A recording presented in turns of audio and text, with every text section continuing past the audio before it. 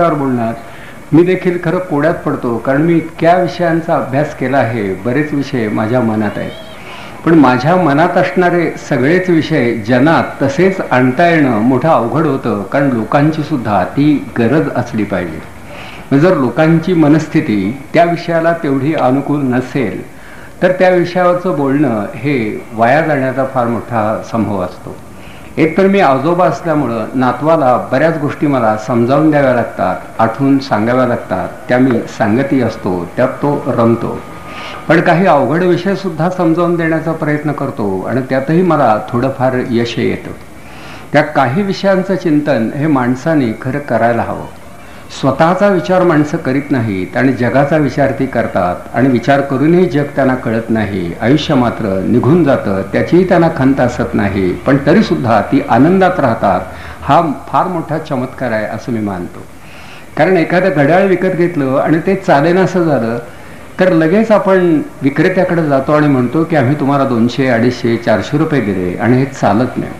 मग घड्याळ चालत नाही यामुळं आपण थोडे अस्वस्थ होतो, परंतु जीवनाविषयी त्या गांभीर्यानं आपण कधी विचार करीत नाही. परंतु ज्या विषयाचं अध्यापन मी वर्षानुवर्ष केलं त्यामध्ये जीवनाचं चिंतन बरंच होतं आणि आहे.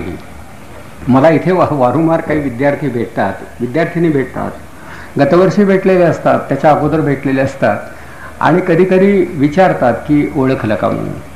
आणि मी कोड्यात पडतो, मी ओळखलेलं असतं पण काही तपशील मला आठवत नाही. आणि हे घडत असताना एकदम माझ्यामधला पुन्हा मानसशास्त्राचा प्राध्यापक जागा होतो, ज्याला मी स्मरणशक्ती म्हणतो. त्या स्मरणशक्तीमध्ये काही पायऱ्या आहेत, काही स्तर आहेत, काही अवस्था आहेत. जी गोष्ट तुम्ही कधीच पाहिली नाही ती तुम्हाला आठवत नाही, आठवू शकणार नाही. म्हणून स्मरणाचे सुद्धा असे पापुद्रे असतात.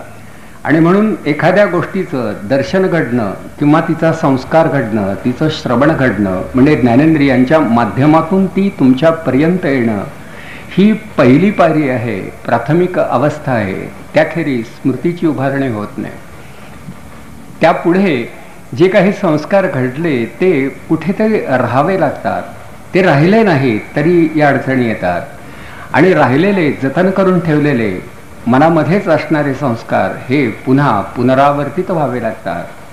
त्यानंतर पुढे ते ओळखूही यावे लागतात. अशा बऱ्याच गोष्टी असतात. आत्ता तर हे किडे आहेत, यांच्याकडं वारंवार तुमचं आणि माझं इतकं लक्ष जाईल की त्यांचं महत्त्व आपण नकळत वाढवून ठेवू. याचं कारण एकच की आपल्याला आपली काळजी आहे. मलाही बोलताना कदाचित ते तोंडात जातील असा भास होतोय आहे, तिथपर्यंत ते मजल मारतायत सुद्धा. आणि मूग गिळून वक्तव्य करण्याची वेळ आपल्यावरती येते की काय अशी भीती माझ्या मनातून मला वाटते सुद्धा आहे. पण आपल्या वाडवडिलांनी इतिहास घडवला, समरप्रसंगाला ते सामोरे झाले आणि तेव्हा ते डगमगले नाहीत. आणि किडे पाहून आपण भ्यालो तर सांगितलेल्या कथा वाया गेल्या असंच आता म्हणावं लागेल. मी इतिहासालाही काही अर्थ नाही असं त्यावरून सिद्ध होईल की एवढा महाराष्ट्राचा अभिमान बाळगणारे, संस्कृतीच्या कहाणीमध्ये रमणारे आणि जय शिवाजी आणि जय भवानी असा उद्घोष करणारे लोक 4 किडे दिसल्यानंतर त्यांना अल्पकाळ परतवून शांतचित्तानं आसनस्थ राहू शकत नाहीत. हे सुद्धा थोडं नवलच मानावं लागेल. म्हणून हातामध्ये आपल्या रुमाल असेल अथवा नसेल तर जागच्या जागी बसून इतरांना उपद्रव होऊ न देता किंवा फटकारा न देता किडे परतवण्याच्या कलेमध्ये आपण नकळत कदाचित पारंगत सुद्धा व्हाल असा आशीर्वाद मी आपणाला आरंभीच देतो. कारण ही गोष्ट सुद्धा जमली पाहिजे. फक्त डोळे मात्र, कारण डोळ्यावर बसलेला किडा असा जर का दाबला गेला आणि तिथं तो चिघळला तर फोड येण्याची फार मोठी शक्यता असते. आणि म्हणून इथे थोडंसं सावध राहावं लागतं. आपल्या या उपक्रमावर आणि साहित्य संमेलनावर सुद्धा काही भौतिक आणि भौगोलिक संकटांचं सावट पडलं, पण त्यातूनही मराठवाड्यानं निभावून नेऊन खरं आपलं कर्तृत्व सिद्ध केलंय. जर पुण्या मुंबईमध्ये हा प्रकार घडला असता तर दुसऱ्या दिवशी कदाचित माणसं फिरकली नसती. काल संध्याकाळी माझ्या व्याख्यानानंतर इथेही जरा निसर्गानं रुद्ररूप धारण केलं होतं म्हणे आणि बरीच मंडळी दोलायमान झाली होती. पण आज कोणी येतील की नाही याविषयी संयोजकांच्या मनात थोडा संदेह होता. पण पुन्हा काल भिजलेली सगळी मंडळी पुन्हा आलेली दिसत आहेत. हे बघितल्यानंतर जरा बरं वाटतं. माणसांच्या जीवनात कुठेतरी काहीतरी निश्चय असावा. निश्चयाशिवाय जीवनाला आकार प्राप्त होत नाही. जे थोडेफार संकल्पित विषय माझ्या मनात आहेत त्यांची अगोदरच वाच्यता केली पाहिजे असं नाही, पण भगवान गोपालकृष्ण आणि त्याची भगवद्गीता यावरती मला बोलायचं आहे. याचं कारण भगवद्गीता ही वर्गात आम्हाला शिकवावी लागते. श्रीकृष्णानं उचललेला गोवर्धन पर्वत हा माझ्या दृष्टीनं फारसा महत्त्वाचा नाही, पण त्याची गीता ही लाख मोलाची आहे, कारण जगामधल्या असंख्य भाषामध्ये तिचा अनुवाद खरं झालेला आहे. म्हणून फक्त माझी म्हणून मी एक पद्धती शोधून काढलेली आहे. कर्णासारख्या महायोद्ध्याविषयी सुद्धा बोलावं असं वाटतं आणि बहुतेक ते बोलणं जमेल. मला माझ्यावर प्रभाव पाडणारे 2 लोकशिक्षक त्याविषयी मला बोलायचं आहे. एक आहेत साने गुरुजी आणि दुसरे म्हणजे तत्वज्ञान हा विषय आम्हाला शिकवणारे वारकऱ्यांचे अनभिषिक्त सम्राट मामासाहेब दांडेकर. त्यानंतर भगवान महावीर, भगवान बुद्ध यांनीही आम्हाला काही सांगितलं आणि त्यांचे आज देशभर असंख्य अनुयायी आहेत. त्यांचा तरी नेमका विचार आहे काय हे देखील समजावून द्यावं असं वाटतं, कारण जाईल त्या गावी जैन आहेत आणि डॉक्टर आंबेडकरांच्या प्रेरणेनं असंख्य लोक बौद्ध झाले आहेत. तेव्हा जैन दर्शनामध्ये आणि बुद्ध दर्शनामध्ये खरं काय सांगितलं आहे, तुमच्या आणि माझ्या जीवनाला स्पर्श करणारे कुठले मौलिक सिद्धांत या दर्शनामुळं भारताला आणि जगाला मिळाले त्याविषयी बोलावं असं मनात आहे. अर्थात कितीही अडचणी आल्या तरी ही भाषणं होतच राहतील. जरी समजा सायंकाळच्या वेळी पाऊस आला तरी मी नावले साहेबांना सांगितलंय की दुसऱ्या दिवशी सकाळी आपण घेऊ, कारण हवेमध्ये मग थंडावा आलेला असेल आणि सकाळी व्याख्यान शक्य होईल. प्राध्यापकांना बोलण्यासाठी कुठल्याही प्रकारची यातायात पडत नाही, लागत नाही आणि घडतही नाही, परंतु फक्त परिस्थितीची अनुकूलता थोडीफार आवश्यक असते. आत्ता मला वाटतं थोडा उपद्रव थोडा वेळ सहन करावा लागेल, त्यानंतर कदाचित कुठल्या तरी कारणानं हे किडे निघूनही जातील आणि नाही तर मग काही ट्यूब्स एवढ्या फक्त मधल्या कमी करायच्या आणि कडेच्या ठेवायच्या. अर्थात हे कितपत शक्य आहे याची मलाही कल्पना नाही, परंतु तो प्रयोग करता आला तर आपण करून पहा. त्या आज प्रत्यक्षामध्ये मी ज्या व्यक्तींना पाहिलं, ज्यांची भाषणं ऐकली, ज्यांची पुस्तकं वाचली आणि माझ्या त्या काळच्या मनावरती बुद्धीवरती काही प्रभाव पडला, त्यामध्ये साने गुरुजी हे एक होते. मी साने गुरुजींची कमीत कमी 50 व्याख्यानं तरी खरं ऐकल्याचं मला चांगलं आठवतं. गुरुजी हे पहिल्यांदा आमच्या शाळेमध्ये जेव्हा आले तेव्हा त्यांनी एक व्याख्यान दिलं होतं. त्या व्याख्यानाला तसा विषय नव्हता. गुरुजींच्या कुठल्याही व्याख्यानाला विषय नसे, पण गुरुजींच्या व्याख्यानात सार असे, म्हणून विषय रहित पण तरीसुद्धा अगदी अर्थगर्भ आणि विचारसंपन्न अशी व्याख्यानं त्यांच्याकडून दिली जात असत. तर आमच्या प्रशालेमध्ये जेव्हा ते आले होते तेव्हा लहान गावामधली ती शाळा होती आणि त्या शाळेमधल्या विद्यार्थ्यांना उद्देशून गुरुजी बोलत होते की आपला जन्म लहान गावात झाला म्हणून कदाचित तुम्हाला हळहळ वाटत असेल आणि शहरामध्ये राहणारे अधिक भाग्यवान आहेत असाही विचार तुमच्या मनात येत असेल, पण हे लक्षात ठेवा की जगाचा, देशाचा आणि महाराष्ट्राचा इतिहास ज्यांनी घडवला ती सारी माणसं खेड्यामध्येच लहानाची मोठी झाली आणि स्वतः मोठी होऊन त्यांनी समाज आणि देश मोठा केला. त्या लहान गावात राहिल्यामुळं माणसाची उन्नती होतच नाही असं मानू नका. आणि त्यांनी शिवाजी महाराज, तुकाराम, ज्ञानेश्वर यांचे दाखले दिले. आम्हाला जरा बरं वाटलं की ज्यांनी इतिहास घडवला ती माणसं लहान गावात जन्माला आली होती आणि तरीसुद्धा ती खूप मोठी होऊ शकली.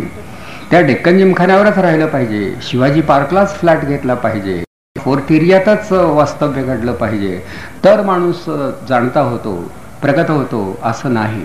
आधुनिकता आणि पुरोगामित्व किंवा ज्याला मी फॅशन म्हणतो किंवा जीवनशैली म्हणतो तिचा स्पर्श शहरात राहिल्यामुळं थोडा घडतो आणि शहरात ती माणसं दिसताना जरा थोडी आकर्षक दिसतात. त्या आकर्षक दिसणं आणि अंतर्यामी समृद्ध असणं यात खूप फरक आहे. म्हणजे तेरड्याचं झाड हे आकर्षक दिसेल पण आंब्याचं झाड कदाचित आकर्षक दिसणार नाही. जे आकर्षक दिसतं ते भरदार असेलच असं नाही. आणि म्हणून ज्याला पॉलिश आपण म्हणतो ते गौण लेखून खऱ्या अर्थानं जीवनसत्व जे आहे त्याचा शोध घेण्याची वृत्ती ही भूतकालामध्ये खेड्यात होती आणि आजही ती खेड्यातच आहे असं गुरुजी तेव्हा म्हणाले होते. आणि त्याच्या पुढे जाऊन इतर काही गोष्टी सांगितल्या पण आम्हा विद्यार्थ्यांच्या भावनांना स्पर्श करणारी एक गोष्ट त्यांनी सांगितली की सांपत्तिक स्थिती अभावी कदाचित तुम्हा मुलांना दूरच्या सहली काढता येत नसतील, परंतु राहत्या घराच्या प्रांगणामध्ये एक सहल काढता येते आणि ही भावनांची सहल तुम्ही काढायला शिका. आणि तेव्हा ते म्हणाले होते की कधीतरी रात्री काळोखात बाकीचे सारे झोपी गेले असताना तुम्ही मध्येच जरा वेळ काढून उठा आणि आपलं घर सर्व बाजूनं पहा. अंगणामध्ये जर काही बांधलेले बैल असतील, गोठ्यामधली गाय असेल, तरी सुद्धा तुम्ही जरा त्या जीवांकडे बघा. त्यांना तुम्हाला काहीतरी सांगायचं असतं, पण त्यांच्याकडं तुम्हाला बघायला कधी वेळच नसतो. खरं म्हणजे हे सारे पक्षी, पशु, अन्य प्राणी, त्यांना माणसांची खरं बोलायचं असतं, पण माणसांना त्यांच्याशी बोलायला वेळ नसतो किंवा त्यांचं ऐकून घेता येत नाही. आणि म्हणून तुमच्या घराचा सारा परिसर जरा तुम्ही अभ्यासपूर्वक जाणून घ्या, असं ते म्हणाले. जसं आता हे सभास्थान सुद्धा आपणाला जाणून घ्यावं लागतं आहे. जर श्रोत्यांची उपस्थिती कमी पडली तर वक्त्याला हळहळ वाटू नये म्हणून मोठ्या संख्येनं उपस्थित राहण्याचं कार्य आम्ही करीत असताना विरोधाचं वातावरण का तयार होत आहे असा विचार सुद्धा या अश्राप कीटकांच्या मनात येण्याची फार मोठी शक्यता आहे. पण त्यांचा आपण फार विचार करण्याचं काही कारण नाही, कारण त्यांच्यासाठी हे फलक लावलेच नव्हते. तेव्हा गुरुजींनी एक महत्त्वाचा भाग सांगितला की तुम्ही तुमच्या घरातली सगळी माणसं तरी कधी एक पाहिली आहेत का, की अगदी बाहेरच्या बाजूला कुठेतरी तुमचे वडील झोपलेले असतील, कदाचित उशी नसल्यामुळं मुंडासं त्यांनी घेतला असेल किंवा तेही नसेल आणि हाताची घडी करून डोकं त्यावरती टेकवलं असेल आणि त्यांचे पाय त्यांच्या पोटाला भिडलेले असतील. कदाचित त्यांच्या पोटामध्ये अल्सर सुद्धा असेल, डॉक्टरनी सल्ला दिला असेल, सांगितलं असेल की जरा लवकर शस्त्रक्रिया करूया. आणि त्यावेळी कदाचित तुमचे वडील त्यांना म्हणालेही असतील की यावर्षी मुलीच्या लग्नाची शक्यता आहे आणि मुलाचं शिक्षण अजून पुरं झालं नाही, तेव्हा माझ्या शस्त्रक्रियेवरती मला खर्च करता येणं शक्य नाही, एखादं कुठलं तरी जुजबी औषध द्या आणि मला बरं करा. यापेक्षा मला अधिक बरं व्हायचं नाही, कारण सगळ्यांचं बरं व्हावं यासाठी थोडं दुःख मी सहन करीत आलो आहे, मला ते सहन करण्यात आनंद आहे. मग क्रमानं तुम्ही ही माणसं बघत जा. गुरुजींनी आम्हाला खरं त्या दिवशी दृष्टी दिली, खरं माणसांकडं पाहता आलं पाहिजे. तुमचं एखादं रुसलेलं भावंड कुठंतरी असंच बाजूला असेल, कोणाचं त्याच्याकडे लक्ष नसेल, त्याच्या खिशामध्ये त्यानंच पळवून आणलेला एखादा पेन्सिलचा तुकडा असेल, त्याच्या उराला तो टोचत असेल, तो एखाद्या स्वप्नात असेल. स्वप्न आणि अनुभव यांचा जवळचा संबंध असतो. कदाचित कुठेतरी आपण काही पराक्रम करतो आहे असं स्वप्नही त्याला पडत असेल, पण जरा त्याच्या मुद्रेकडं बघा तर खरं, त्याच्या मुद्रेवर कोणकोणते भाव आहेत. आणि सारं घर आम्हाला खरं त्याने आमचं दाखवलं. आणि ते घर पाहत पाहत शेवटी ते म्हणाले, सगळ्यात शेवटी घराच्या मागच्या बाजूला स्वयंपाकघरात कुठेतरी तुमची आई झोपलेली असेल. आईला खरं कधी असा तुमची चौकशी करायला वेळही मिळाला नसेल, कारण कामाच्या ओझ्याखाली दिवसभर ती खरं दबून गेली असेल. आणि म्हणून तुम्ही एकदा तरी वेळ काढा आणि जाऊन नुसते उभे राहा, फक्त उभे राहा. असलीच तुमच्याजवळ 2 फुलं तर तिच्या पायाजवळ वहा, तिला नमस्कार करा आणि म्हणा की कधीतरी तू केल्या कष्टाचे पांग फेडल्याशिवाय मी राहणार नाही, कारण तुझा मी मुलगा आहे. आईचं दर्शन घ्यावं, तिच्या पायाकडं पाहावं असं खरं तुम्हाला वाटतं का? अजूनही खेड्यात त्या भावना आहेत असं मी मानतो. गुरुजींच्या त्या व्याख्यानाचा माझ्यावर खूप परिणाम झाला. पुढं जेव्हा केव्हा शक्य होईल मी शहरात जाईल आणि संधी मिळेल तेव्हा त्यांची व्याख्यानं ऐकायची असं मी ठरवलं. आणि योगायोगानं ती संधी मिळालीही, कारण मी पुण्यात शिकत होतो, काही काळ साताऱ्यात होतो. दोन्ही गावी त्यांचे येणं जाणं घडत असे. थोडे दिवस कोल्हापुरात होतो, तेव्हाही विद्यार्थ्यांचे सेवा दलाचे वेगवेगळे मेळावे जे भरत त्यासाठी गुरुजी येत असत. भारतीय संस्कृतीचा हा एक मोठा भाष्यकार होता आणि त्यांचं एक पुस्तक श्यामची आई हे सध्या मिळतं किंवा नाही मला माहीत नाही, परंतु हे श्यामची आई हे पुस्तक मी माझ्याजवळ गीतेसारखं ठेवलं होतं. जे भावनावश असतील त्यांनी हे पुस्तक अवश्य वाचावं. ज्या विशिष्ट वयामध्ये माणूस मनानं थोडा चंचल होतो आणि आपल्या भावनांना आवर घालण्याची त्याची क्षमता कमी होते, तेव्हा श्यामच्या आईसारखं पुस्तक जर त्यानं वाचलं तर त्याच्या भावनांचं शुद्धीकरण झाल्याशिवाय राहणार नाही. मी सुद्धा भावनिकदृष्ट्या जेव्हा अडचणीत येत होतो तेव्हा श्यामच्या आईचं मी एकांतात खरं वाचन करत होतो. कारण माझी आई माझ्या खेड्यात होती आणि शहरामध्ये ती मला सोबत करू शकत नव्हती. माझी मोठी बहीण ती देखील अशीच दूर होती, कुणीही माझ्याबरोबर येऊ शकत नव्हतं. मला घरच्या लोकांची आठवण येत होती आणि त्यांची आठवण करण्यासाठी मला श्यामची आई हे पुस्तक फार उपयोगी पडायचं. आणि खूप वेळा डोळे असे भरून यायचे, मन तसं मोकळंही व्हायचं आणि बरं वाटायचं. अर्थात या प्रकारची भावनिक साधना आजच्या मुलांना आवडेलच असं नाही, कारण या टीव्हीनं सगळंच खोटं खोटं वाटायला लागलेलं आहे. हे तेवढ्यापुरतं असतं आणि खरं काही नसतं असं लोकांना वाटावं, इतकी परिस्थिती आम्ही आमच्या हाताने बदलून टाकली आहे. तर गुरुजींच्या श्यामच्या आईने सुद्धा खरं मी प्रभावित झालो होतो. मग पुढं असं वाटलं की या माणसाचं हे लिहिणं आपणाला एवढं आवडतं तर याचं प्रत्यक्ष जीवन हेही आपण अभ्यासावं, त्याचं समग्र साहित्य वाचावं. आई महोत्सव साजरा केला जातो आहे. गतवर्षी मी आई या विषयावर व्याख्यान दिलं, पण आईनं घडवलेले काही सुपुत्र हे सुद्धा जगाला ज्ञात व्हावे. म्हणजे आईच्या निधनानंतर सुद्धा हे ज्यांचं आजन्म स्फूर्ती स्थान राहिलं आणि पुढं भारतही ज्यांची आई झाली आणि आंतर भारतीचं ज्यांनी स्वप्न पाहिलं, म्हणजे मातृत्वाला अतिशय उदात्त भव्य दिव्य असा आकार देण्याचं काम साने गुरुजींनी केलं. म्हणजे ते एक मातृत्व दर्शन झालं. म्हणून मला त्या जीवनाचं कौतुक वाटतं आणि मी त्या दृष्टीनं त्याची खरं उकल करण्याचा प्रयत्न करतो. तर गुरुजींचा जन्म हा कोकणामधल्या पालगड या गावी झाला. रत्नागिरी जिल्ह्यामधलं ते दापोली तालुक्यातलं गाव आहे. ते गावही मी पाहिलं आहे. एक दापोलीपासून साधारण 20 किलोमीटर्स अंतरावरती ते आहे. त्यांचे वडील हे वतनाचे खोत होते, पण आर्थिकदृष्ट्या मात्र विपन्नावस्था अनुभवत होते. त्या हा खोताचा मुलगा साने हे त्यांचं आडनाव होतं. आणि त्यांची आई वृत्तीनं अतिशय सात्विक सोज्वळ होती. ती फार काही शिकलेली नव्हती, पण तिचं मन संस्काराने काठोकाठ भरलेलं होतं. आपली मुलं चांगली व्हावीत असं तिला नेहमी वाटत असे. मुलांकडं तिचं लक्ष होतं. आता हा मुलगा घडवत असताना आईनं बरंच काही केलंय.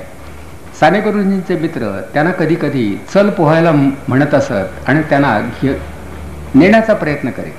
हा मुलगा थोडा भित्रा होता, बुजरा होता आणि त्याला असं वाटायचं की आपण जर पाण्यात बुडालो तर काय, म्हणून तो पोहायला जात नसे.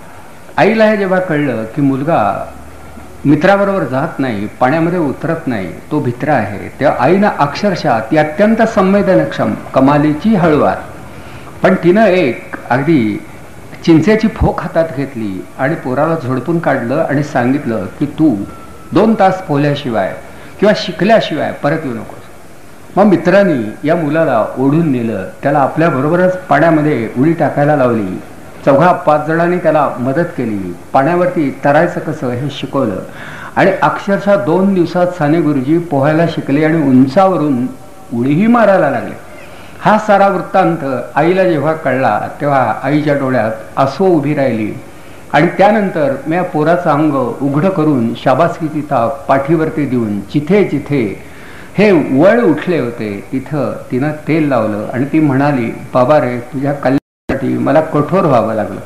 मी जर हळुवारपणे असं नुसतं म्हणाले असते, जा तू श्याम, जा तू पोहायला, पंढरीनाथ म्हणजे पांडुरंग सदाशिव साने हे त्यांचं नाव, घरात त्यांना पंढरी म्हणत आणि भावंड अण्णा म्हणत आणि आईला ते बयो म्हणत, ही सारी घरातली नावं होती.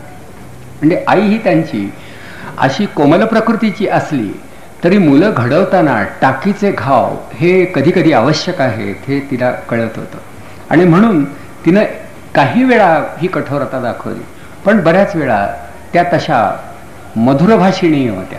पण एकदा म्हणे हा श्याम हा मुलगा आंघोळ करून असा बाहेर पडण्याच्या बेतात होता. आंघोळ आईनंच घातली होती, बाळ तसं लहानच होतं, मोरीतून बाहेर पडत होतं. आईजवळ हट्ट धरला की माझ्या तळपायाला खालची माती लागण्याची भीती वाटते, तेव्हा तुझा ओचा पुढे पसर, जरा तुझं अंगावरचं पातळ जरा जरा पुढे एक पदर टाक, म्हणजे मी त्याच्यावर पाय ठेवून पुढे सारवलेल्या जमिनीकडे जातो.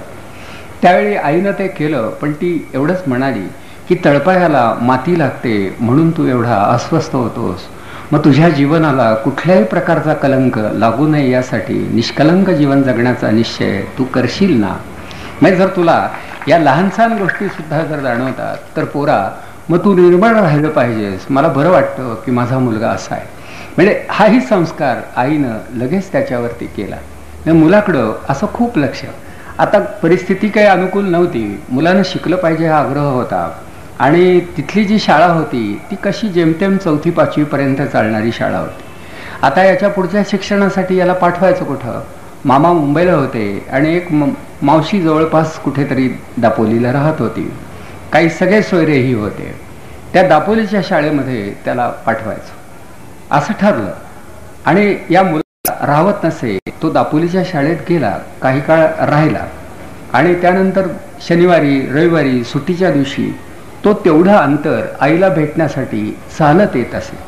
आईला भेटल्याशिवाय त्याला बरं वाटत नसे. दळण कांडण्यात तो आईला मदत करत असे.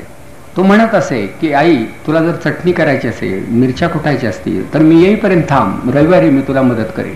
म्हणजे आपण आईकडे गेलं पाहिजे, आईची काही कामं केली पाहिजेत असं सतत त्याला वाटायचं.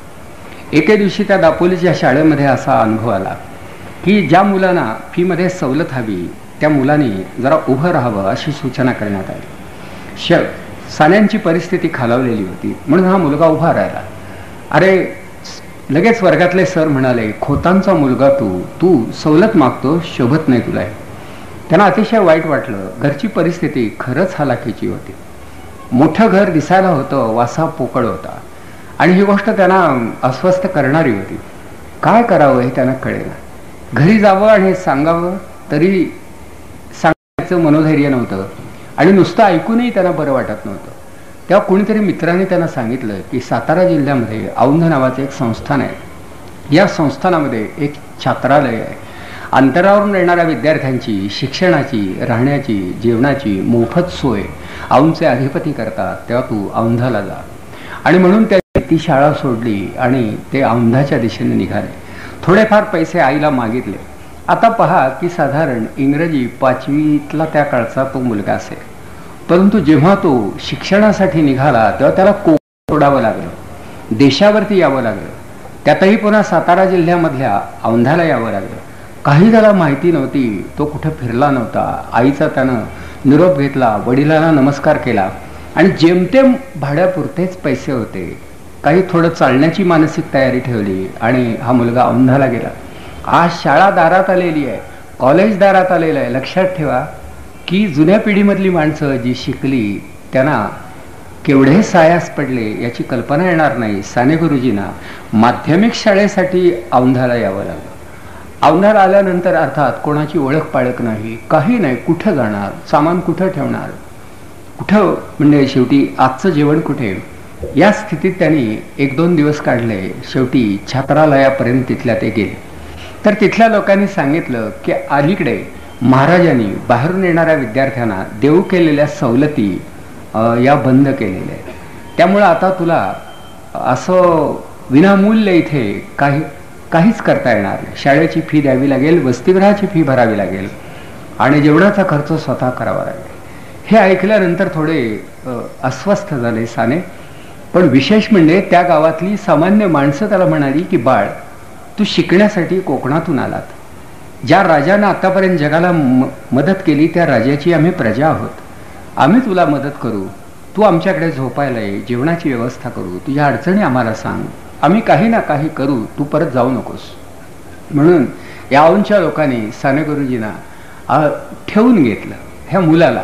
आता गुरुजी हेच नाव खरं असं मनात असल्यामुळे एकसारखं तेच उच्चारलं जात आहे. पण हा मुलगा, हा पांडुरंग साने, हा तिथे गेला. एवढा लहान, कोणीही नाही. तर एका घरी राहायचं, दुसऱ्या घरी जेवायचं, तिसऱ्या घरी रात्रीचं वाचन करायचं. शाळेमधल्या फीचा प्रश्न होता. पण कोणीतरी एक शिक्षक म्हणाले की पाहूया तुला सवलत देता आली तर, नाही तर मग आम्ही वर्गणी करू.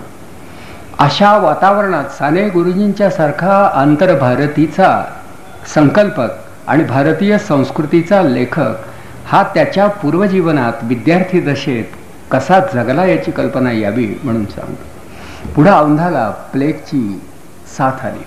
पूर्वी आपल्या देशात वारंवार प्लेग असा पसरत असे आता त्याचं निवारण करण्यामध्ये आपणाला यश आलंय. तो अर्थात प्लेग आल्यानंतर गाव फुटत असे, माणसं घरदार सोडत, कारण जिथं पिसवा असतात तिथं प्लेगचा प्रादुर्भाव घडे आणि जिथं घरं असतात तिथंच त्या पिसवा मुक्काम करतात. पिसवाना असं बाहेर जाणं आवडत नसे, म्हणून शेवटी माणसं गावाबाहेर कुठेतरी झोपड्या बांधून राहत असत. तर ते गाव फुटल्यामुळं शाळा बंद पडली. म्हणजे कधीही कुठेही प्लेगची साथ आली की शाळांना सुटी दिली जात असे. आणि आचार्य आत्र्यांना एकदा लहर आली की आपल्या शाळेला बरेच दिवस सुटी मिळाली नाही, म्हणून त्यांनी मोठ्या प्रयत्नानं एक उंदीर ठार केला आणि तो आपल्या शाळेमध्ये आपल्या मुख्याध्यापकांच्या कार्यालयात टाकला. आणि त्यानंतर गावामध्ये प्लेग आल्याची वार्ताही त्यांनी प्रसृत केली. आणि पहा कुठं तर ते शाळेतच उंदीर दिसला. त्याबरोबर 1 महिन्याची सुटी प्रथम जाहीर करण्यात आली. त्यांना अतिशय आनंद झाला.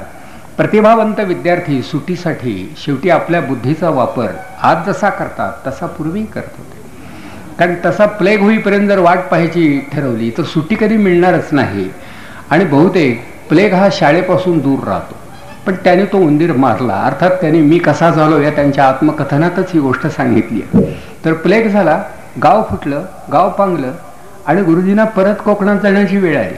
आता जायला पैसे नव्हते, करायचं काय हा मोठा प्रश्न.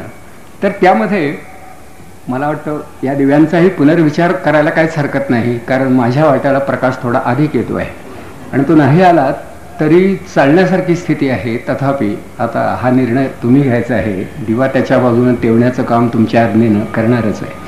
तर घरी जायचं कसं हा प्रश्न. तर त्यांच्याजवळ असणारी एक घोंगडी होती, ती त्यांनी विकली आणि मग त्यातून शेवटी परतीचा खर्च निघाला. आणखी काही साहित्य होतं, एक कंदील होता, तो विकायचा. विकला तो, कारण परत जायचं कसं, चालणार तरी किती दिवस. म्हणून परत कोकणामध्ये गेली. म्हणजे बऱ्याच मोठ्या लोकांचं शिक्षण असं खंडित झालेलं आहे. हल्ली जे प्रगती पुस्तकं असतं ना, 5वीतून 6वीतून 7वीतून सारखं पुढं पुढं पुढं जात राहणं आणि सहसा कोणालाही नापास न करणं, तसा प्रकार अलीकडच्या मुलांना जेवढा अनुभवता येतो तसा पूर्वी नव्हता. पुन्हा गावी परत गेले. 1 महिनाभर गावी राहिल्यानंतर वडील म्हणू लागले की हा परत औंधाला जाण्याचं नाव काढत नाही, हा शिकणार की नाही हे कळत नाही. हे वडिलांचे उद्गार ऐकल्यानंतर पुन्हा मुलगा अस्वस्थ झाला आणि काय करावं पुढे या विचारात होता. मग तो मुंबईला गेला. अर्थात कोकणातून मुंबईला जाणं हे थोडंसं सोपं होतं आणि तो विचार करत होता की आता पुढे काय करावं. एवढ्यात राम जोशी या नावाचा पुण्याला राहणारा त्याचा एक मित्र, तो तिथं असल्याचं कळल्यामुळं त्याने त्याला पत्र लिहिलं आणि त्या रामने सांगितलं की तू जर पुण्याला आलास तर तुझ्या राहण्याची व्यवस्था मी करीन, पण जेवणाचा विचार करावा लागेल, कारण आमच्या घरी सुद्धा हे रोज जमेलच असं नाही. तर गुरुजींनी त्याला लगेच कळवलं की हे बघ राम, मला नुसतं पाय पसरण्या एवढी जागा दिलीस, 2 पुस्तकं मला वाचता येतील इतपत बैठक मला घालता आली तरी पुरे आहे. जेवणाचं मी माझं पाहून घेईन. आणि म्हणून ते पुण्याला गेले. आता शालांत परीक्षेपर्यंत पुण्यात शिक्षण घ्यायचं म्हणून पुण्याला गेले. तर ज्या घरात ते राहत होते त्या घरात ते जेवत नव्हते, पण त्या घरातली सगळी कामं मात्र ते करत होते. हा मुलगा सान्यांचा, आणि ही सगळी कामं करायचे, पण जेवणाचं काय. तर काही वेळा तो राम आग्रह करायचा की आज काहीतरी सण आहे, आज अमुक आहे, आईचा उपवास होता, बैस जेवायला. काही वेळा ते बसायचे. पुढे वार लावणं हा एक प्रकार पूर्वी होता. तर गरीब विद्यार्थ्यांना एक दिवस आपल्या घरी जेवू घालणारे काही शिक्षणप्रेमी लोक प्रत्येक गावात होते, तसे पुण्यात होते. तर आठवड्यातले 3 वार या रामनी त्यांना लावून दिले आणि त्या घरी गुरुजी हे जेवायला जात असे. काही वेळा एकाच जेवणाची सोय होत असे, काही वेळा दोन्ही वेळची होत असे, आणि काही वेळा एक संपूर्ण दिवस हे जेवणच नसे, संपूर्ण दिवस जेवण नाही. पण राहत्या घरी कधी ते भासवत नव्हते, सांगत नव्हते की आज मी जेवू शकणार नाही. जेवणाच्या वेळी बाहेर जायचे, जेवलं म्हणून सांगायचे आणि परत यायचे. पोटामध्ये पोरवयात असणारी भूक वागवणं आणि पुस्तकावर लक्ष केंद्रित करणं ही गोष्ट किती अवघड आहे याची कल्पना एक दिवस जरी उपवास केला तरी येऊ शकेल. पुढे आणखी 1 वार वाढला, पण तरी 2 राहील. एके दिवशी दिवस थंडीचे होते आणि थंडी कडाक्याची होती, त्यामुळं भूक फार लागत होती. तर भूक लागायची आणि जेवणाची तर सोय नाही. तर विचार असा मनात आला, पुण्यात जागोजाग अशी मंदिर आहे आणि त्या मंदिरामध्ये भक्त येता जाता काही थाळीमध्ये पैसा टाकतात, कुणी देवापुढे एखादं केळ ठेवतो, पेरू ठेवतो, काहीतरी ठेवतो, देवापुढे काहीतरी ठेवतो. शेवटी पुजारी ते सगळं घेऊन जातो. पण पुजाऱ्याला सुद्धा थांबायला तितका वेळ नसतो, कारण बरीच रक्कम असेल तर तो मुद्दाम अपॉइंटमेंट घेऊन थांबणार, नाहीतर ती शेवटी कधीतरी संध्याकाळी तो येणार. त्यामुळे त्या थाळीमध्ये काय पडेल ते. तर त्याच्या मनात विचार आला या मुलाच्या की भूक तर आज फार लागलेली आहे. तेव्हा आपण शेजारी ते मुरलीधराचं मंदिर आहे, तिथे जर जाऊन थांबलो आणि साधारण रात्रीच्या वेळी कुणी नाही हे पाहून थाळीमधले 2-3 पैसे घेतले आणि चिरमुरे खाल्ले आणि पाणी प्यालो तर काय होईल असा विचार मनात आला. आणि तशी जरा मनाची तयारी करून ते त्या मंदिरात गेला. हा मुलगा असेल 6वीत फार तर, आणि लक्ष होतं त्याचा आजूबाजूला. थाळीमध्ये पैसे टाकले जात होते, थोडे असतील पण त्यावेळी तांबड्या पैशाला खूप किंमत होती. एका पैशाचे चिरमुरे सुद्धा कमीत कमी ओंजळभर नाही, जास्तच येत होते. त्या 2 पैशाचे चिरमुरे खाल्ले आणि वरती पाणी जर प्यालो तर आपली भूक भागेल, आणि ते पैसे काय देवापुढे टाकलेले, घ्यायला काय हरकत आहे. आणि म्हणून शेवटी आजूबाजूला कोणी नाही म्हणून भूक भागवण्यासाठी थाळीमधले 2 पैसे उचलण्याच्या तयारीनं हा मुलगा थाळीपर्यंत गेला. आणि अंतर्नाद भावात तसा आपल्या आईचा आवाज त्यांना ऐकू आला, आणि तो म्हणत होता की माझा श्याम असं कधीच करणार नाही, चोरी कधीच करणार नाही. आणि अक्षरशः ते परत फिरले. ती रात्र त्या स्थितीत त्यांनी काढली. हे मानसिक आंदोलन समजायला मला वाटतं कदाचित एक जन्म घ्यावा लागेल, की केवळ आईच्या साक्षीनं आपल्या एका मोहावरती या मुलानं मात केली आणि पुन्हा यातनांच्या शरपंजरी रात्रभर तो पिबळत पडला. दुसऱ्या दिवशी जेवणाची व्यवस्था होणार होती. मग या प्रकारच्या दिव्याला माझ्या दृष्टीनं काही अर्थ आहे की आईचे संस्कार, आई काय करू शकते. कोकणामधल्या खेड्यामध्ये इतक्या अंतरावरती असणाऱ्या आईचा आवाज मनात निनादतो आहे आणि म्हणतो आहे आणि ग्वाही देतो आहे की माझा मुलगा चोरी करणार नाही. आणि मुलगा त्या एका कल्पनेनं मागे सरकतोय.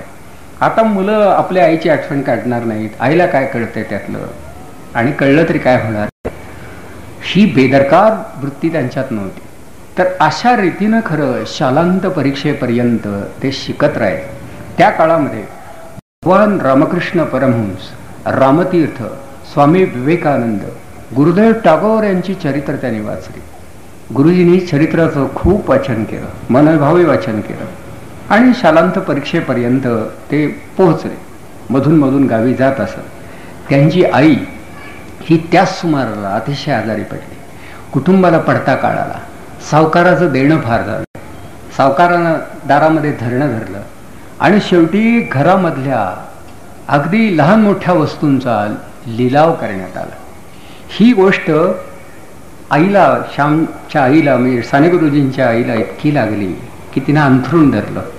खोताची पत्नी म्हणून इतमामान इतके दिवस जगले, पण कर्जाच्या बोजाखाली आता मी खचले.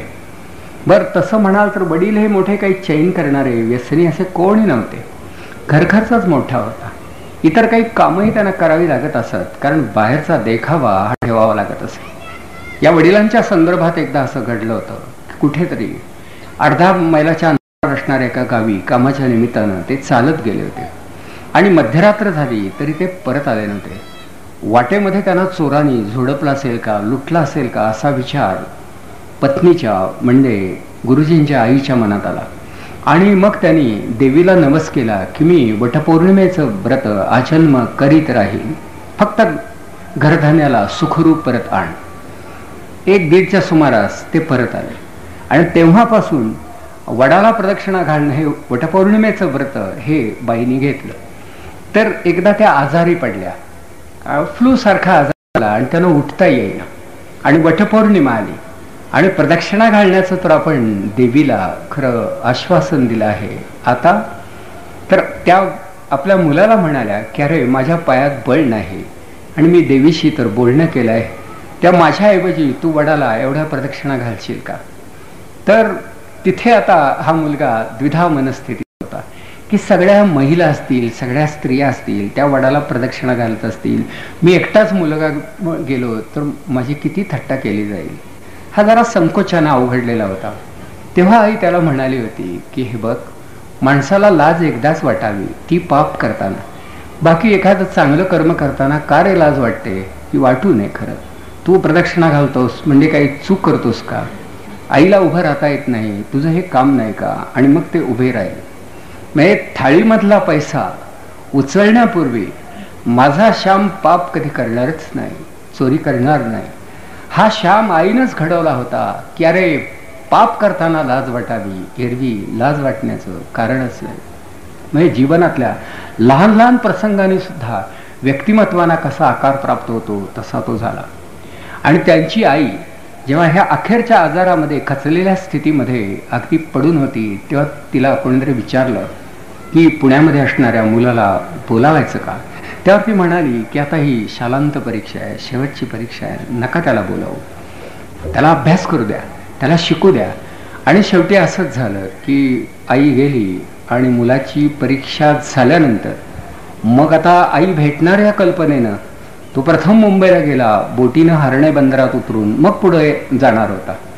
तर त्या हरणे बंदरामध्ये उतरल्याबरोबर त्याला अशी हिरमुसलेली, काळवंडलेली, अशी सुन्न झालेली, खिन्न झालेली मावशी दिसली. आणि त्याच्या मनामध्ये पाल चुकचुकली.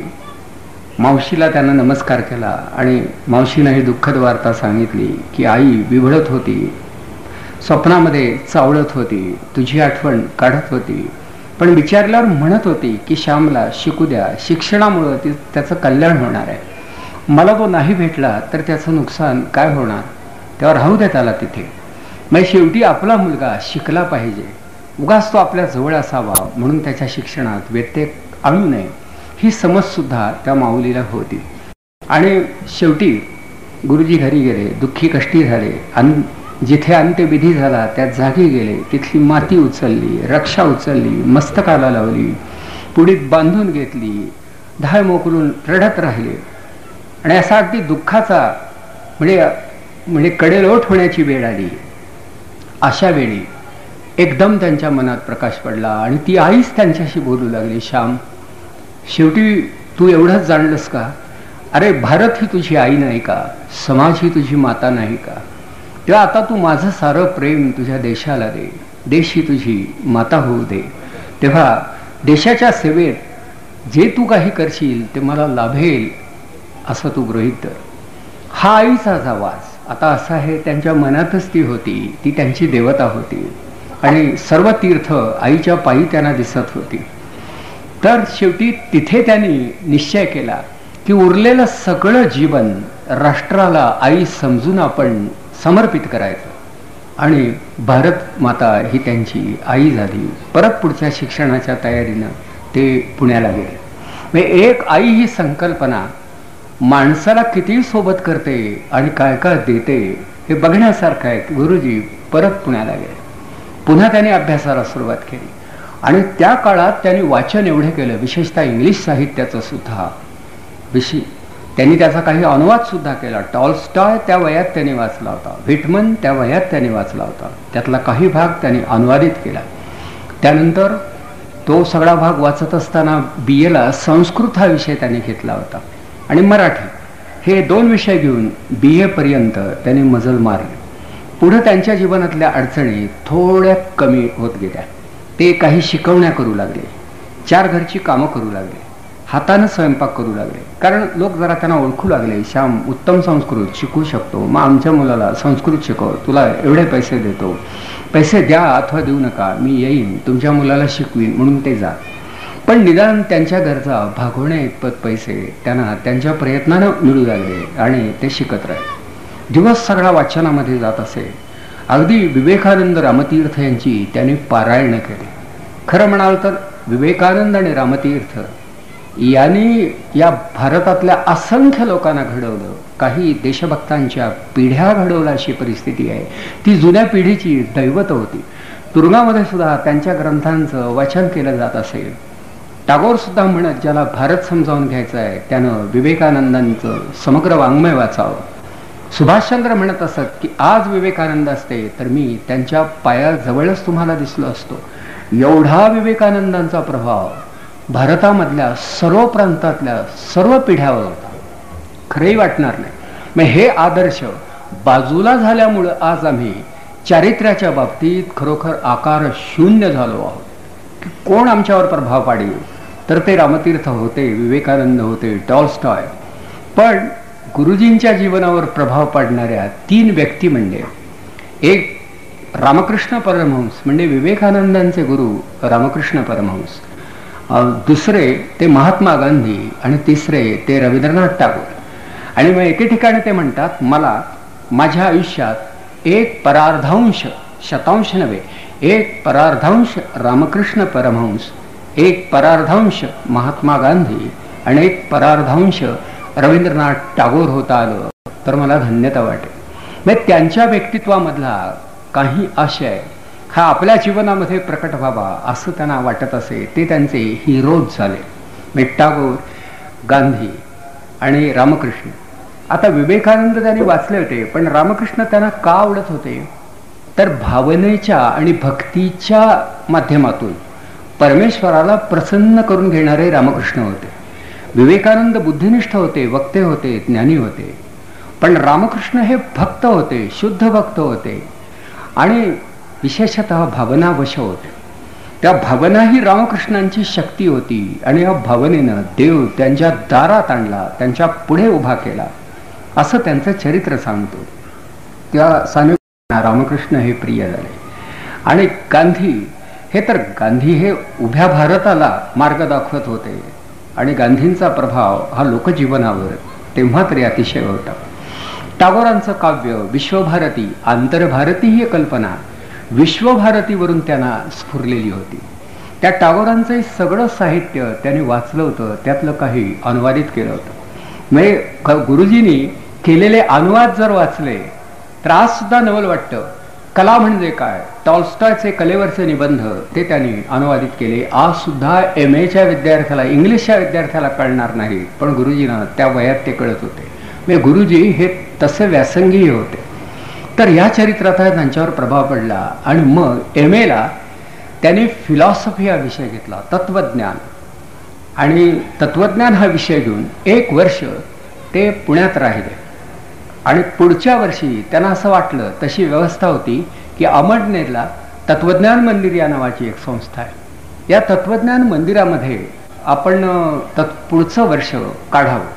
तत्वज्ञान मंदिर ही प्रताप शेठ यांच्या औदार्यावरती आधारित असणारी आणि त्यांच्या प्रेरणेनं निघाली अतिशय चांगली संस्था. महाराष्ट्रामध्ये तत्वज्ञान या विषयाचे अनेक अभ्यासक दीर्घकाळ अमळनेरला राहिले.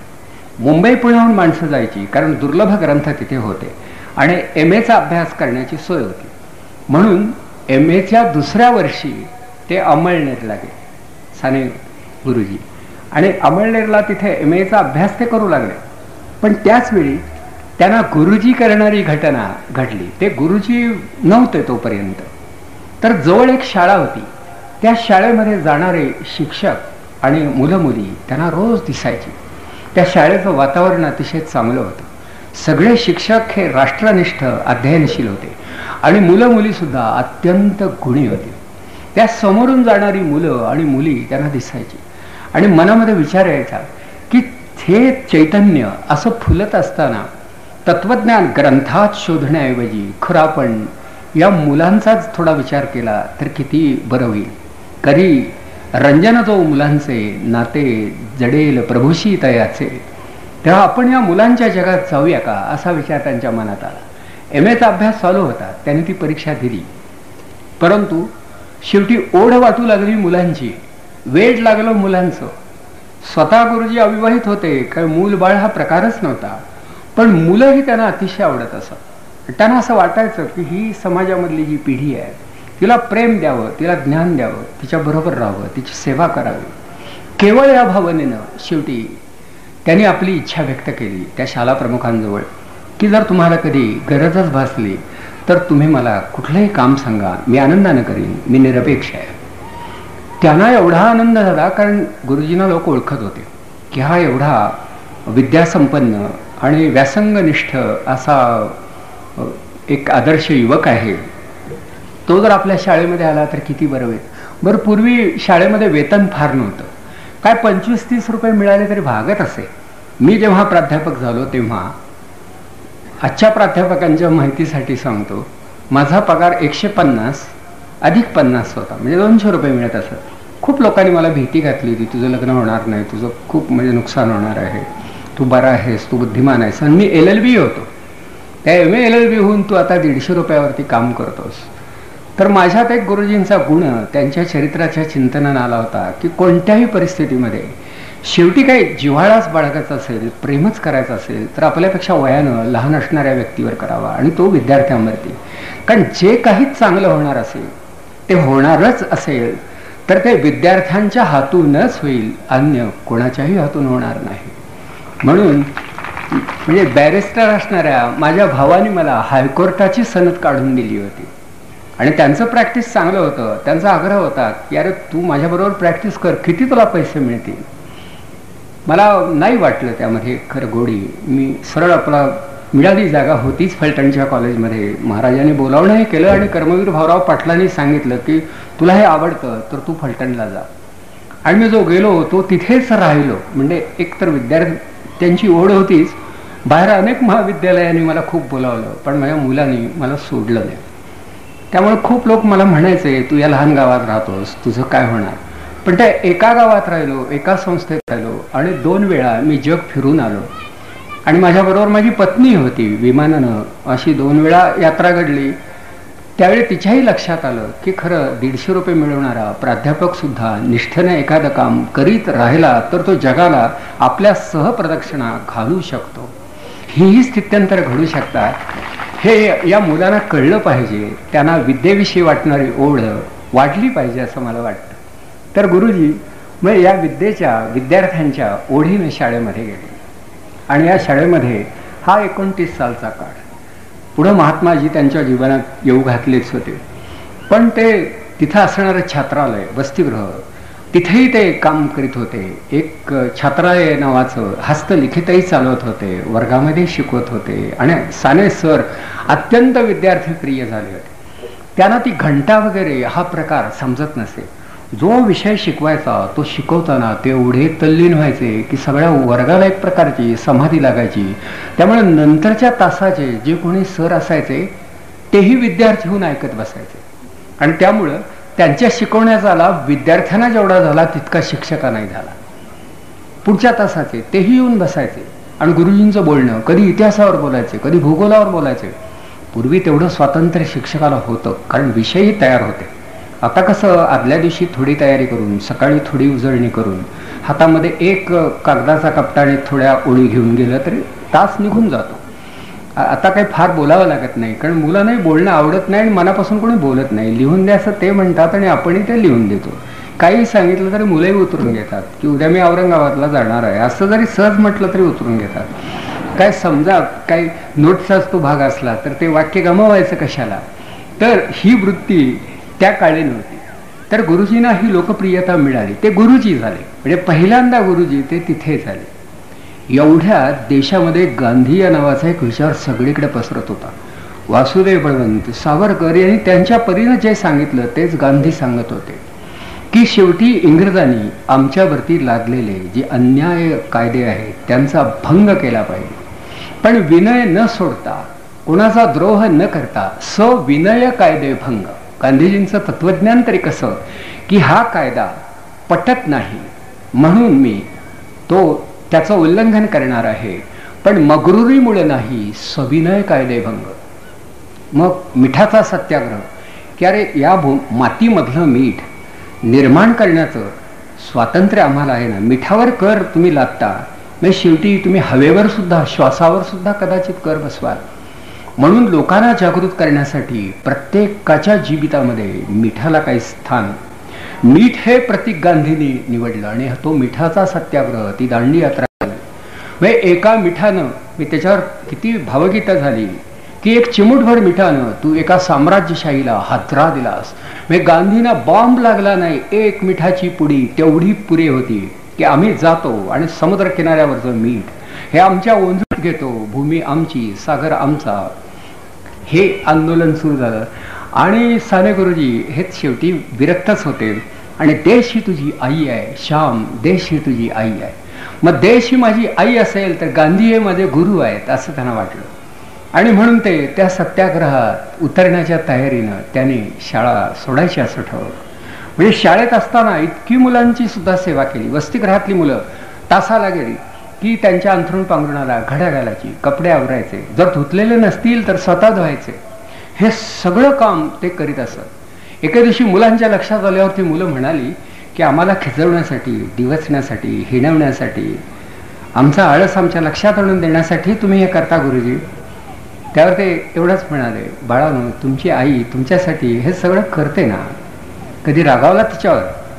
पुन्हा मुलं काही बोलली नाही आणि त्यांनी स्वतःची अंथरुणं पांघरुणं सगळी कामं स्वतः करायला सुरुवात केली. अर्थात इतकं प्रेम करणं हे अतिशय अवघड आहे. मग खरंच त्याचं मन इतकं उथंबलेलं असेल तर शक्य आहे. आम्ही थोडंफार प्रेम करू शकतो पण एवढं प्रेम करता येत नाही. मग गुरुजींना शेवटी गांधी हा गुरु, देश ही आई दिसू लागली. शाळा सोडायची, पण शाळा सांगून सोडण्याचा प्रयत्न केला तर शाळा त्यांना सोडणार नाही याची कल्पना होती. मुख्याध्यापक बाकीचे सारे सत्याग्रह करतील म्हणून बिनबोभाट पहाटेच्या प्रहरी काळोखात एक दिवस काढता पाय घ्यायचा, कोणाला सांगायचं नाही. आणि म्हणून त्यांनी एके दिवशी पहाटेच्या प्रहरी खरं गाव आणि शाळा सोडली. पण जाताना त्यांचे जे मुख्याध्यापक होते त्यांच्या पायरीवरती ओंजळभर फुलं ठेवली आणि एक चिठ्ठी लिहून ठेवली ती, मी अत्यंत कृतज्ञ आहे. मुलांनी तुम्ही सर्वांनी मला उपकृत केलं. शेवटी आपल्या चरणी ही 4 सुमनं मी वाहतो आहे. एवढी एक चिठ्ठी, ओंजळभर फुलं आणि गुरुजी निघून गेले. हे भावनिक जीवन अत्यंत वास्तव. म्हणजे आता कोण मुख्याध्यापकाला मला सांगा दमदाटी केली जाते. फुलं कुठले कोण असली हातात तर माणसं घेतील ओढून की हा गुच्छ तुम्हाला पाहिजे कशाला, पात्रता नसताना तुम्हाला हार घातला म्हणून तुम्ही मिरवायचा का तो, द्या इकडे म्हणून स्वतःच्या गळ्यात घालून घेते.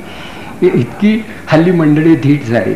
तर गुरुजींच्या वरती हा एक संस्कार आणि मग ते पुढे या चळवळीतच राहिले. हे स्वातंत्र्य चळवळीतच वेगवेगळ्या प्रकारे राहिले आणि काँग्रेसचे ते प्रचारक झाले. गुरुजी हे काँग्रेसचे, कारण का काँग्रेस ही त्यावेळी उभ्या भारताचं नेतृत्व करणारी, एका अर्थानं पक्षातीत अशी आणि तरीही पक्ष म्हणून राहणारी संस्था होती. बाकीचे राजकीय पक्ष नव्हते. गांधीजींच्या आदेशानं चालणारी ती एकमेव संस्था होती आणि म्हणून ते शेवटी त्या पक्षप्रचाराच्या कार्याला त्यांनी वाहून घेतलं. त्या कामात ते गुंतून पडले आणि त्यामुळे त्यांच्या वाट्याला वारंवार कारागृहवास आला. कुठलंही आंदोलन असलं की गुरुजींना पकडलं जात असे. तर एकदा त्यांना त्रिचनापल्लीच्या तुरुंगामध्ये ठेवण्यात आलं. तर त्या तुरुंगामध्ये कर्नाटकातले, तामिळनाडूमधले काही देशभक्त होते. गुरुजींच्या मनात विचार आला की यांची मातृभाषा जर आपणाला कळली, अभ्यासता आली तर किती बरं होईल. आपण त्यांना मराठी शिकूया, कन्नड आपण अभ्यासूया आणि काय हरकत आहे, ही सारी भारताचीच लेकरं आहेत ना. म्हणून आम्ही सारे भारतीय एक आहोत ही भावना आमच्या मनात का वाढू शकली नाही, तर आमची प्रांतीयता आणि आमची अंधभाषीयता ही आड आली. मराठीवर प्रेम करावं पण अन्य भाषांचा अभ्यास करायला काय हरकत आहे. तर गुरुजी तिथे काही नव्या भाषा शिकले. त्यांना हे माहीत होतं की गांधींना अनेक भाषा ज्ञात आहेत आणि विनोबाजी सुद्धा बऱ्याच भाषा लिहू बोलू शकतात, तेव्हा आपणाला अनेक भाषा आल्या पाहिजे. म्हणून त्यांनी त्या भाषांचा अभ्यास तो सुरू केला. काही भाषा त्याने अभ्यासलाय आणि पुढे तुरुंगामध्ये पुन्हा त्या भाषा ते अभ्यासत राहिले. म्हणजे गुरुजींना सुद्धा अनेक भाषा येत होत्या. त्यामुळं कुरलसारखा ग्रंथ हा ते अनुवादित करू शकले कारण ते तुरुंगामध्ये गेले. म्हणजे तुरुंगातही त्याने अभ्यास केला आणि एक काळ खरंच असा होता की जेव्हा तुरुंगामध्ये देशामधली अत्यंत बुद्धिमान, अत्यंत चारित्र्यवान माणसं मोठ्या संख्येने आढळले. हे सारे सत्याग्रही, हे कोणी वकील, डॉक्टर्स, विचारवंत, प्राध्यापक, अभ्यासक असे लोक होते. त्यात विनोबा भाव्यांसारखी माणसं होती, काका कालेलकरांसारखी माणसं होती, आचार्य भागवत, आचार्य जावडेकर, हे सगळे तुरुंगामध्ये एकमेकांना भेटत. त्यामुळे गुरुजींना तुरुंगामध्ये अशा व्यक्तींचा सहवास लाभला आणि हा सहवास लाभल्यामुळे त्यांची भारतभक्ती अधिकच खरं उत्तेजित झाली आणि पुन्हा भारतमय झाले. तर हा तुरुंगवास, हा अभ्यास, हा प्रकार चाललाच आहे. पुढे धुळ्याच्या तुरुंगामध्ये जेव्हा ते होते तेव्हा विनोबाजी त्या तुरुंगात होते आणि विनोबाजी गीतेवरती प्रवचनं करीत असत. ती प्रवचनं अक्षरशः, शब्दशः, स्वल्पविरामशः लिहून काढण्याचं काम गुरुजींनी केलं. म्हणजे गुरुजी त्या तुरुंगात नसते तर ती प्रवचनं कदाचित वाहून गेली असती. कारण एका वेळी बोलणं आणि लिहिणं हे विनोबाजींना शक्य नव्हतं. पण यांनी गुरुजींची स्मृती अतिशय बळकट आणि मन कमालीचा संवेदनक्षम, टिपकागतच होता. संस्कार झाला की टिपलाच. त्या बोलण्यामधला बारकावा त्याकडे त्यांचं लक्ष असायचं आणि म्हणून तो सगळा भाग हा त्यांनी अगदी त्या दिवशी रात्री लिहून काढायचं असं ठरवलं. ते ऐकत असत आणि त्यानंतर दिवसभर आठवत असत आणि रात्री लिहून काढत दुसऱ्या दिवशी विनोबाजींना दाखवत. तर गीता प्रवचन ही ज्ञानदेवांना भेटलेले सच्चिदानंद बाबा तसे विनोबांना भेटलेले हे दुसरे साने बाबाच झाले. त्यांच्यामुळं तो ग्रंथ अस्तित्वात आला. म्हणजे तुरुंगामध्येही पुन्हा हे साधन चालूच आहे. तर गुरुजींचं हे सगळं जीवन हे या पद्धतीनं असं घडत होतं आणि त्याला एक आकार येत होता. संस्कारमयता, संस्कार क्षमता हे त्यांचं ब्रीद होतं. माझ्या समजुतीप्रमाणे अजून एक 10-12 मिनिटामध्ये हा विषय आटोक्यात येईल. एक मध्यंतर घेऊन अजूनही माझ्या मनात दुसरा काही विषय मांडण्याचा आहे. त्यानंतर भजन संध्या होणार आहे. आता ढगांच्या साक्षीनं, किड्यांच्या भीतीनं जमेल तसं अंशतः वनवास अनुभवत रामायण आपल्याला घडवायचं आहे. बघू तर खरं बीडमध्ये काय काय घडतं ते. तेव्हा पुन्हा गुरुजी. तर गुरुजी हे ह्या संस्कारानं स्वतः घडत होते आणि लोकांना संस्कार देत होते. पुढे व्याख्याने त्यांचं माध्यम झालं. जे वर्गामध्ये ते असं तास घेऊन करत होते ते बाहेर व्याख्यानं देऊन ते करू लागले आणि काही पुस्तकं लिहून ते काम करू लागले. हे संस्कार संवर्धन म्हणा, संस्कार वितरण म्हणा, ते करू लागले. ते काम तसंच चाललेलं होतं आणि हे करत असताना राष्ट्रसेवा दलाचं कामही ते करू लागले आणि सेवादल सैनिक म्हणून घेत असत की सेवाबुद्धीनं आपण काम केलं पाहिजे. देश ही आई ही पुन्हा भावना आहे. हे काम होत असताना, चालू असताना शेवटी रवींद्रनाथ टागोरांचं काही साहित्य अनुवादित करावं, महात्माजींच्या काही लेखांचा अनुवाद करावा, काका कालेकरांचे काही विचार मराठीत आणावे, त्या कल्पनेनं त्यांनी उदंड अनुवाद केले. भगिनी निवेदितांच्या काही ग्रंथांचा अनुवाद त्यांनी केला. देशबंधू चित्तरंजन दासांचं आणि भगवान बुद्धांचं पहिलं मराठी चरित्र गुरुजींनी लिहिलं. इतकं वेगानं लेखन चालू होतं आणि भाषणही दिली जात होती की गुरुजी हा एक चालता बोलता भावसंपन्न ज्ञानकोश चाला होता.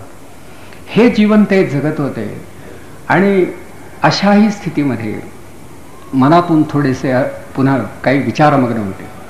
तर एक आंतरभारतीची कल्पना गुरुजींच्या मनात होती. ती अशी, रवींद्रनाथ टागोरांनी की विश्वसंस्कृतीचा स्पर्श भारताला घडावा आणि भारतीय संस्कृती जगाला कळावी. म्हणजे कुठेतरी एक प्रकारची आंतरक्रिया वैचारिक आणि भावनिक घडावी, यासाठी विश्वभारतीची उभारणी टागोरांनी केली. जर विश्वाशी आपला संबंध यावा असं टागोरांना वाटतं तर भारतामधल्या सर्व प्रांतांची प्रत्येकाचा संबंध का न यावा. म्हणून भारतामधल्या सर्व प्रांतभाषा आणि त्या प्रांतामधल्या कला, काही आणखी इतर काही संगीत पद्धती वगैरे विद्या त्याही अभ्यासाव्या. हा विचार त्यांच्या मनात आला आणि त्यांनी आंतरभारती हा एक विचार घेतला. गुरुजींची आंतरभारती फार थोड्यानं कळली. 49 साली पुण्याला झालेल्या साहित्य संमेलनामध्ये मी एक श्रोता होतो. हल्ली जी साहित्य संमेलनं होत आहे ती फार मोठी समुद्रासारखी वाटत आहे. ज्या साहित्य संमेलनात आचार्य जावडेकर हे अध्यक्ष होते आणि गुरुजी हे एका ठरावाच्या बाजूने बोलणार होते, ते साहित्य संमेलन SP कॉलेजच्या वसतिगृहाच्या त्या मधल्या परिसरात भरलं होतं, म्हणजे प्रांगणात भरलं होतं. ते प्रांगण तसं मर्यादित होतं पण तेवढीच माणसं आली होती. साहित्य संमेलनाला एक 600-700 माणसं होती पण येणारे बहुतेक सारे साहित्यप्रेमी होते, विचारवंत होते. त्या साहित्य संमेलनात आंतरभारतीचा ठराव हा मांडण्याचं काम गुरुजींनी केलं आणि त्याला अनुमोदन देण्याचं काम दत्तोवामन पोद्दार यांनी केलं आणि अध्यक्षीय भाषण आचार्य जावडेकरांनी केलं. ती साहित्य संमेलनं मला स्मरतात म्हणून पुढे या संमेलनाला जाणं मी सोडून दिलं. तेव्हा त्या संमेलनात गुरुजींनी सांगितलं की आपण मराठी साहित्य संमेलन भरवतो. आता अलीकडे हा विचार आलाय, पण खूप उशिरा. अन्य भाषांचा विचार आपण केला पाहिजे. आणि शेवटी भारतीयत्व किंवा भारतीय अस्मिता ही फुलत राहिली पाहिजे. खरं साहित्यामुळं हे सत्कर्म घडलं पाहिजे, हा विचार गुरुजींनी मांडला. तर गुरुजींचं बोलताना समोर लक्ष नसायचं. ते कुठेतरी असं विदेही स्थितीमध्येच बोलत असत, देहभान अर्पून बोलत असत. जणू काही अशरीरी अशी एक वाणी, माध्यमाचा शोध घे, या माणसाच्या कंठातून वाट फक्त काढते आहे, बाकी या माणसाचा या बोलण्याशी काही संबंध नाही असं वाटावं. इतकं गुरुजींचं बोलणं हे अवैयक्तिक पातळीवरून पण तरीही भावपूर्ण असं होत असेल. तर त्या संमेलनात तो विचार त्यांनी बोलूनही दाखवला होता. पण त्याच्या अगोदर काही घटना घडल्या होत्या.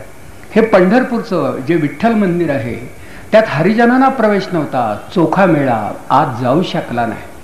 गुरुजींनी संत वाङ्मयाचा विचार केला होता आणि त्यांच्या मनात हा विचार येत होता की महाराष्ट्राची सांस्कृतिक राजधानी असणारं पंढरपूर, ज्या पंढरपुरात प्रत्येक मराठी माणूस आयुष्यात कधी ना कधीतरी जातो आणि विठ्ठलाच्या चरणावरती मस्तक ठेवतो, त्यामध्ये विठ्ठलाची सगळी लेकरं आज जाऊ शकत नाहीत. अस्पृश्यांना मंदिरात प्रवेश नाही. ही गोष्ट हिंदू धर्म आणि संस्कृती यांना सोडू नये की शेवटी जर प्रत्येक माणूस हा ब्रह्मरूप असेल तर प्रत्येकाला मंदिरात जाता आलं पाहिजे. हा एका भावनाशील माणसाचा विचार होता. म्हणजे गुरुजी भावना वश होते पण ते विचारशीलही होते. की हा साधा विचार आहे की धर्म सांगतो प्रत्येकाला आत्मा आहे आणि इथे तर आम्ही खरं इथं हरिजनांना प्रवेश देत नाही. म्हणून त्यांनी शेवटी सत्याग्रह केला, प्राणांतिक उपोषण जाहीर केलं की जोपर्यंत हरिजनांना हे मंदिर उघडलं जात नाही तोपर्यंत प्राणत्याग करण्याच्या तयारीनं मी अन्न पाणी वर्ज्य करून देवाच्या दारात धरणं धरतो. माणसाच्या मनातला देव जागा होईपर्यंत मी हे करेन. म्हणून गुरुजींचं उपोषण त्या काळी फार गाजलं. आचार्य अत्रे हे मुंबईहून तिथं आले. लोकांना त्यांनी आवाहन केलं, खूप लोकांनी. पण तिथे एक गमतीदार भाग घडला तो असा की गांधीजींना गुरुजींना दैवता समान असणारे महात्मा गांधी त्यांनी गुरुजींना कळवलं की तुम्ही हा उपवास सोडा, यथाकाल हे मंदिर खरं उघडलं जाईल. त्यावेळी गुरुजींनी त्यांना पत्र लिहिलं, क्षमा करा बापूजी, मी तुमचं लेकरू आहे, पण तुमचा एवढा एकच आदेश मी मानू शकत नाही, मी उपोषण चालू ठेवणार. म्हणजे गांधीजी हे त्यांचे देव होते पण माणसामधला देव त्यांना प्रिय होता आणि देवाचं दार सर्वांना उघडं पाहिजे म्हणून त्यांनी गांधींचा आदेश सुद्धा नाकारला. म्हणजे का तर चिंचेच्या फोकेनं पोराला झोडपून थीट करणारी त्यांची आई त्यांना सोबत करत होती आणि सांगत होती की तुझ्या सद्बुद्धीला पटलेली गोष्ट कोणाच्याही आग्रहास्तव तू सोडू नकोस, करारानं निर्धारानं तुझं उपोषण तू करीत राहा. म्हणजे कुठे कुठे आईची सोबत आणि ती अशी तिथे. तर शेवटी 10 दिवसानंतर खूप लोकांनी धडपड केली. बडवे उत्पात त्यांच्या गाठी भेटी घेतल्या, त्यांची मनं वळवली आणि ते मंदिर शेवटी हरिजनांना मोकळं करण्यात आलं, दारं उघडण्यात आली. 10 दिवसानंतर हे घडलं, उपोषण सुटलं आणि पंढरपूरचं मंदिर. आपण आता कल्पना करा, एवढ्या दिंड्या पंढरपूरला गेल्या, एवढे हरिपाठ वाचणारे गेले. जरा त्यांनी सुद्धा विचार करायला काही हरकत नाही, त्यांच्यावर लोक का रागावतात हेही त्यांना कळेल की अरे शेकडोच्या हजारोच्या लाखाच्या संख्येनं तुम्ही गेलात पण एकदाही तुमच्या मनात हा विचार आला नाही की आपली भावंड अशीच वाळवंटात आहेत, त्यांना आपण आत येऊ देत नाही. असं पुण्य तुम्ही तरी काय गाठीशी बांधलं. म्हणून तर शेवटी वारकऱ्यांच्यावर जो राग काढला जातो तो यामुळे की एकदाही तुम्ही सक्रियतेनं असा आक्रमक पवित्रा घेतला नाही.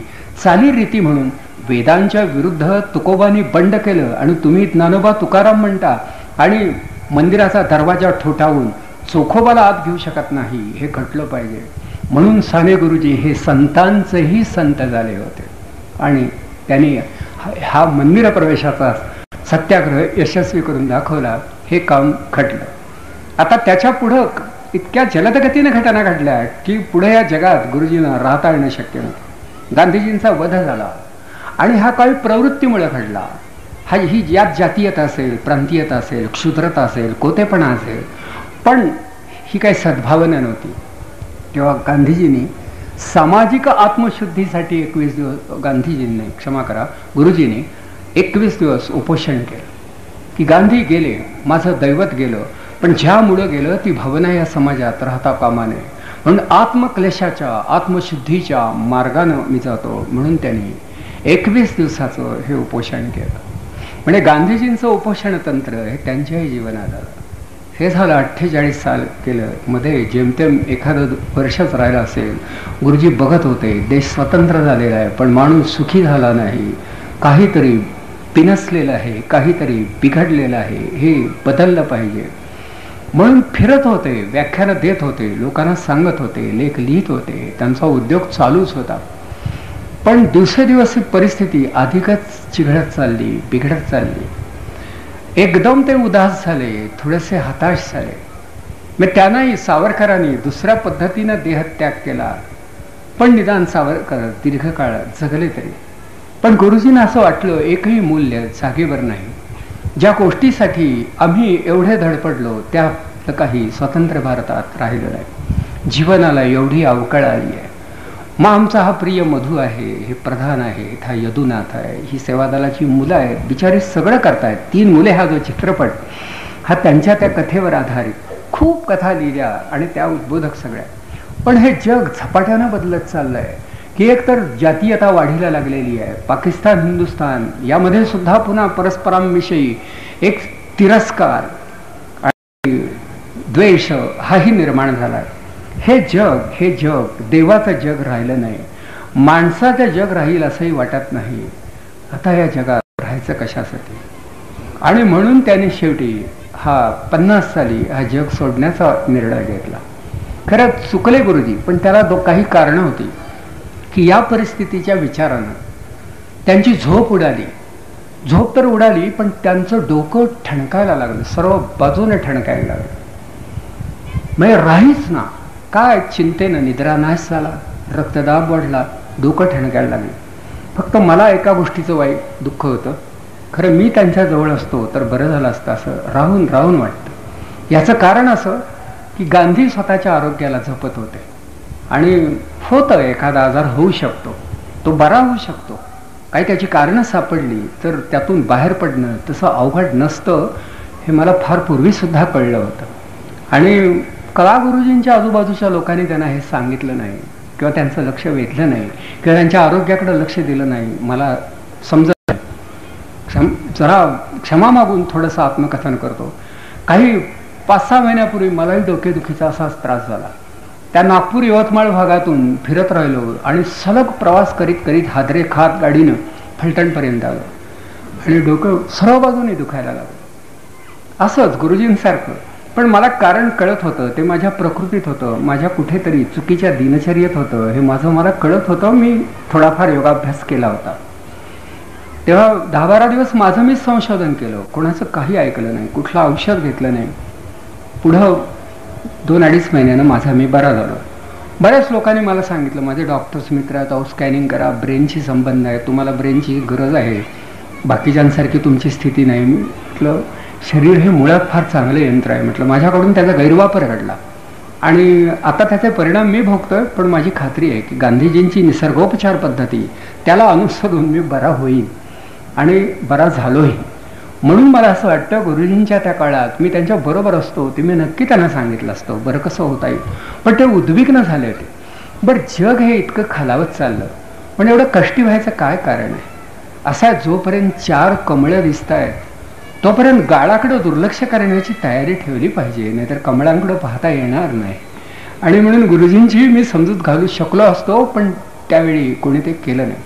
शेवटी त्यांनी 2-3 पत्र लिहिली, त्यात थोडा परस्पर विरोधी मजकूर आहे. एका पत्रात ते म्हणतात की डोकं अतिशय ठणकत आहे, झोप अजिबात लागत नाही, मी झोपेच्या गोळ्या घेतोय, कदाचित डोकं थांबेल, पण जर काही बरं वाईट घडलं तर, असा मजकूर आहे. दुसरा अशी तयारी दिसते की त्यांनी आंघोळ करून कपडे बदलून स्वच्छ अगदी कोरे करकरीत ते खादीचं धोतर, टोपी, अगदी चादरसुद्धा नवी ही घालून ते पडलेले आहेत. आणि दुसरं असंही आहे की मृत्यूची भीती बाळगण्याचं काय कारण आहे? मुलाला पाजणारी आई कूस बदलते, हा नुसता बदल आहे. म्हणजे शेवटी मृत्यूला जीवनाचा कोंभ फुटतो, जीवनाचा कळस मृत्यूने होतो. दोन्ही अवस्था स्वाभाविक नाहीत का?